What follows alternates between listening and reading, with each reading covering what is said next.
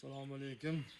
Aziz kuzatuvchilar, mana bizni bismillahirrohmanirrohim deb Allohning iznidan bilan boshlagan o'chog'imiz bitta xudo xolasa, o'choqlarimiz, shashlik ko'rasi, mana bitta gaz plitasi bo'ladi xudo xolasa.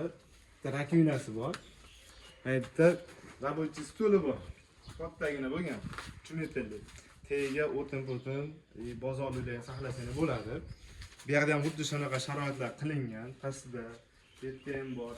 Ikkita qozon qilingan. Mana qozon, o'choq qozon ichlari. Hamma yo'q cho'tki xudo xolasa. Bu tepalari, ishlari.